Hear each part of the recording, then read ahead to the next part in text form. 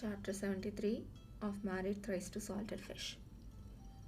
On the second day, when Lin Qingyu went to the palace to examine the emperor's pulse, the empress and concubine Chen happened to also be there. The empress was in charge of the harem and concubine Chen assisted her. The three were discussing the arrangements for the New Year celebration in the palace. The empress and concubine Chen were both beautiful women in their youth. Now that they were getting on in the years, the empress looked graceful and dignified, with a temperament befitting the mother of the nation. Concubine Chen was careful to maintain her looks, and she has been favored for many years. She was like a peony in full bloom, looking barely over 30. Lin Qingyu knelt down and saluted the three, paying my respects to the emperor, the empress, concubine Chen. The emperor was vexed by the two women on either side. Seeing Lin Qingyu, he felt even more so that his wife and concubine were making senseless fuss. Lin Qingyu, without any official position, was wearing a crescent white uniform. His simple, unadorned style seized everyone's attention. When the empress saw him, her face turned cold. Concubine Chen, though, was rather polite to him. The emperor's headaches have improved a lot recently. This is thanks to Dr. Lin's hard work. Lin Qingyu said, "It is the good fortune of the student to share the burdens of His Majesty. I heard it was Dr. Lin who found the cure for the epidemic that was ravaging the south last year." Concubine Chen pulled the emperor's arm. "Your Majesty, this concubine wishes to borrow Dr. Lin's services." The emperor asked absent-mindedly, "Where does Ai Fei feel unwell?" "Not I, but the crown prince." Concubine Chen's brows were knitted together, her eyes brimming with motherly love. Ever since the crown prince met with that serious illness, his health has never recovered to how it was before, no matter how much medicine he takes. When all is said and done, they are all incompetent doctors of the imperial hospital. They were unable to cure the emperor's headaches, and they have also failed to restore the crown prince's health.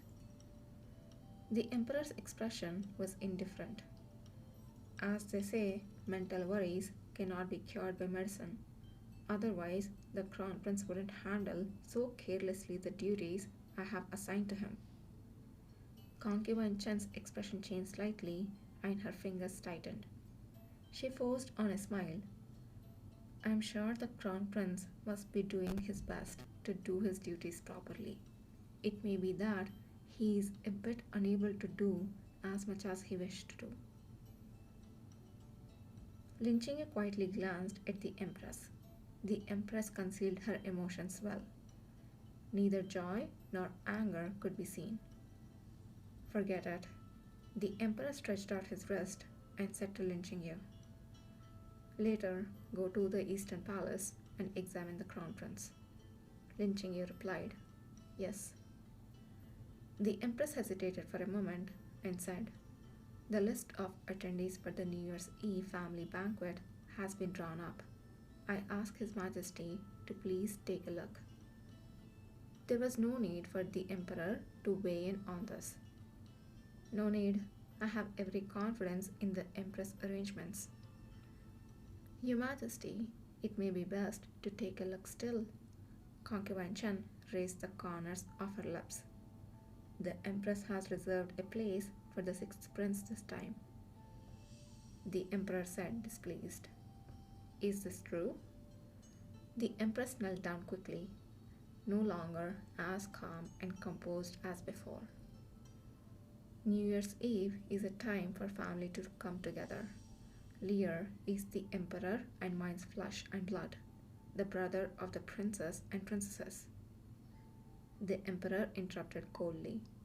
"The sixth prince doesn't understand any of this. Why even go through the trouble of having him come?" The empress begged, "Your Majesty."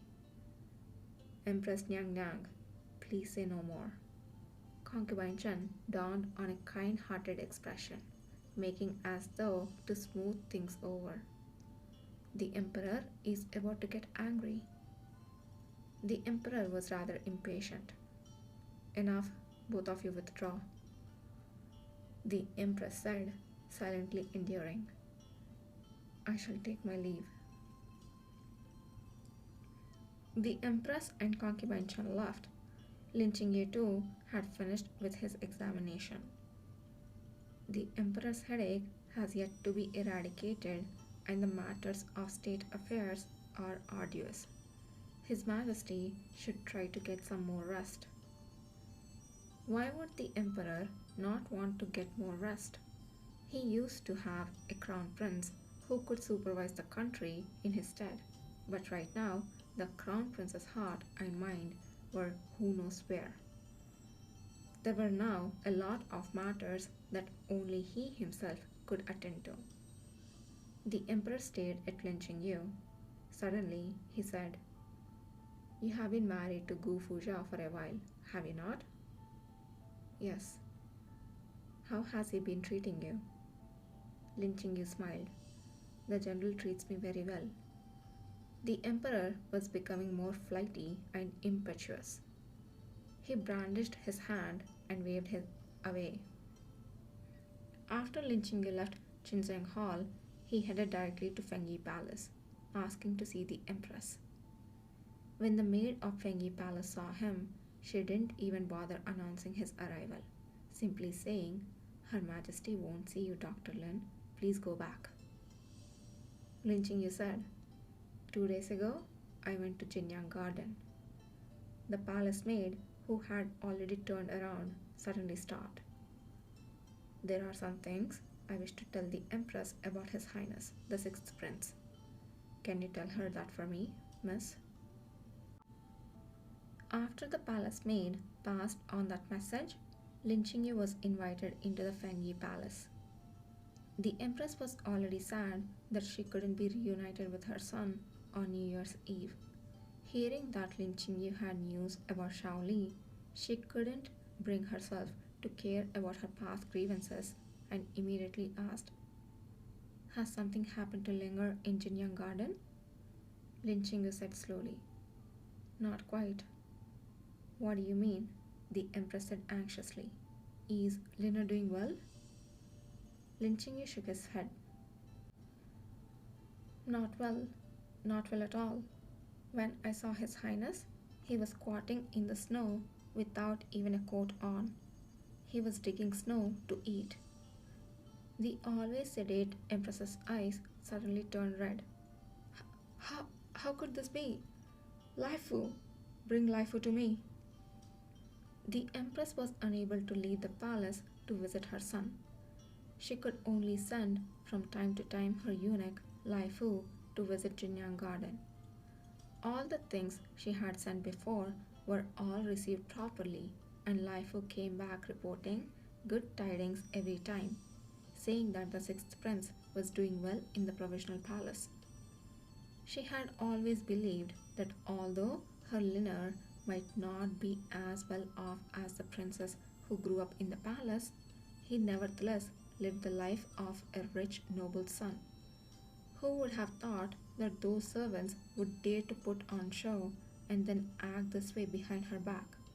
They have been lying to her for so many years. Faced with the Empress's intense questioning, Laifu said sadly, This servant had been wrong, madam. Every time the servant went to Jinyang Garden, His Highness was always well served. This servant truly was unaware.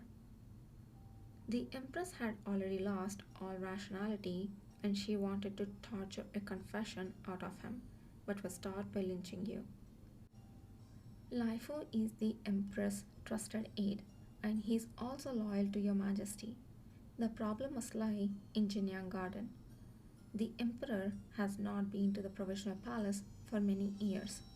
The garden servants have grown lazy.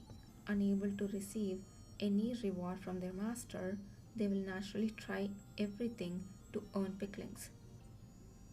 Thinking of her son's situation in the provisional palace, the Empress couldn't help weeping. They are taking advantage of Linner, taking advantage of his inability to understand, to speak out. My Lear,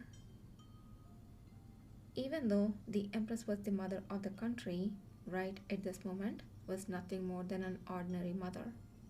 When she cried, she didn't cry loudly, wailing like most people. She shed her tears silently. The palace maid handed over a clean handkerchief. Madam, please look after your body. If the madam collapses from weeping, who will the sixth prince be able to depend on? The empress wiped her tears and bestirred herself. You're right. Those servants in Jinyang Garden are still waiting for me to clean them up. Lin Qingyu said, even if your majesty were to replace all the people in Jinyang Garden, how can it be ensured that the new servants won't treat His Highness just as harshly in the future? The Empress glared at him. Then, what do you think I should do? The best way is to take His Highness back to the palace so that your majesty can personally look after him. The Empress let out a strange smile. You think I don't want to? You saw it today. The Emperor doesn't even want to see Linner at the New Year's Eve banquet. How could he allow me to keep Linner by my side? Lin Qingyu pretended to think. It would be difficult to change His Majesty's thinking. Perhaps your Majesty may be able to speak to the Crown Prince and have him speak to the Emperor. The Crown Prince? The Empress said coldly. And I thought you were smart. The Crown Prince and concubine Chen want nothing more than to have Linner as far away from the palace as possible. Why would he ever speak for me? Lin Qingyu said lightly. Then, with this being the case, even when the Empress becomes Empress Dowager in the future, Her Majesty will still have to endure the pain of separation. The Empress had a vague sense of what Lin Qingyu was trying to imply. Her heart suddenly tightened. She asked the others to withdraw. She asked uncertainly, Do you know what you're saying? Once the Crown Prince ascends the throne, what will happen to you and the sixth prince? Your Majesty must certainly have thought about this more than I have. Presumptuous. The Empress's eyes turned fierce. You dare to discuss with me matters of successorship? Are you not afraid of losing your head? Lin Qingyu said calmly, All I have said are matters that the young Master Hao had been concerned about before his death. The Empress was stunned. Wan Cheng? Her Majesty treated young Master Hao like her own child, and the young Master has always kept you and His Highness in his thoughts. He had been worried about your situation in the palace, worried that concubine Chen might make things difficult for you. He asked me to do my best to share Her Majesty's worries. The Empress looked at him coldly. If you truly held Wan Cheng in your heart, how could you marry someone else even before his body had time to grow cold? Lin Qingyu sighed softly. If I don't do this, how can I help Her Majesty? The Empress looked fixedly at Lin Qingyu. The man in front of her stood tall, bright, and handsome. His eyes were like deep pools, enticing people to approach and then looking for the right moment to drown them. Lin Qingyu may have ulterior motives, but of this there was no doubt. If Shao Cheng succeeds in ascending the throne, her Lear will never ever make it back home in her lifetime. After weighing the matter several times over, the Empress said calmly, What would you like me to do? A few days later, the Nanan Hao asked for an audience with the Emperor. He proposed that Shao Jie be given his title as feudal king. The Emperor was a little surprised. The Nanan Hao had never been one to involve himself in political struggles. When the struggle for the succession was the most intense, he had never spoken for any prince. Why would he speak for the mediocre fourth prince now? The Nanan Hao brought out the reasons that Lin Qingyu had thought of in advance. The crown prince used to show talent for governing the country but has lost heart due to his illness. The minister thinks that Your Majesty could use this conferring of title to the fourth prince as a reprimand to the crown prince. While the battle between the princes may be terrible, it can also be useful. The emperor listened to his counsel but did not immediately express his position, saying only, "Let me consider this matter." In the blink of an eye, it was New Year's Eve. Concubines, princes, and princesses gathered together for New Year's Eve dinner. During the banquet, there was singing and dancing. Everyone talked and laughed. It was really lively. Seeing that the emperor was in good spirits, the empress smiled and said, "The fourth prince will be 19 after the new year. It's about time to find him a concubine." Shao Jie had just bitten into a piece of food. He hurriedly swallowed it whole. "Thank you for the empress mother's concern. Your son is in no hurry." "What do you mean in no hurry?" the empress rebuked. "When your uncles were your age, not to mention married, several of them were even already fathers." The empress's words reminded the emperor of the Nanan Hao's suggestion. He glanced at Shao Cheng. He was absently holding a wine cup, his expression dejected, showing none of his high-spiritedness of before.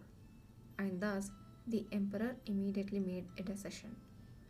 Shao Jie was conferred the title of feudal king, King Ning, at the New Year's Eve palace banquet. Compared to the liveliness in the palace, the general's mansion was a lot more sedate. Only the two masters, the general and his wife, celebrated the new year together. Even so, Yan still decorated the entire mansion. Paper decor was pasted on the windows, lanterns hung below the eaves. The whole place looked jubilant. After the New Year's Eve dinner was served, Lin Qingyu gave his servants leave. Gu Fuzhao moved the table out to the outdoor corridor, and the two sat under the red lantern, drinking while admiring the moon. With their plan already in motion, Lin Qingyu allowed himself a few more glasses. His face appeared flush. Even the teardrop mole underneath his eye took on a crimson hue. Gu Fuzhao's alcohol tolerance was tempered in the military camp, and he had a larger capacity for alcohol than Lin Qingyu. Seeing that Lin Qingyu was a little tipsy, he said, "Should I carry you back to the room?" Lin Qingyu rested his forehead on his head. He looked at him with drunken eyes, appearing as though shrouded in light. "Why do you like carrying me so much?" Gu Fuzhao, still half truthfully, "Because I like appearing handsome in front of you." Lin Qingyu laughed and lazily stretched out his hand to Gu Fuzhao. He invited, "Come on then." Oh my gosh, this sounds like a perfect scenario for a kiss. Gu Fuzhao leaned over and took Lin Qingyu into his arms. The two of them were too different in stature. Such a hug made Lin Qingyu appear even more smaller. In fact, he was considered slender among men his age. Gu Fuzhao returned to the room and sat down at the edge of the bed, but instead of putting Lin Qingyu down, he let him sit on his lap. "Would you like to drink sobering soup?" Lin Qingyu put his arms around his neck. He leaned in close to his ear and asked in a hoarse voice, "What are you hard for?" Gu Fuzhao chuckled. He said, vexed, "Oh, I have been found out. I'm sorry, but I can't do anything about it." His voice was low and cut into Lin Qingyu's ears. I miss it too much. The corners of Lin Chingyu's red eyes slightly picked up. Miss it? Gu Fujia's Adam apple barked and he said, Qingyu, do you still only like girls? A mist of confusion appeared in Lin Chingyu's eyes, as if he himself didn't even know the answer. Gu Fuzhou sighed, got up, and put Lin Qingyu down on the bed. He was about to head out, planning to look for someone to cook sobering soup. Just as he turned around, he felt that someone pulled on his sleeve. He looked down and met Lin Qingyu's eyes. Lin Qingyu's breath was suffused with hot wine. Not necessarily. Fucking finally! Oh my gosh! Now that we have put this thing, can we please freaking kiss now? It's New Year's Eve!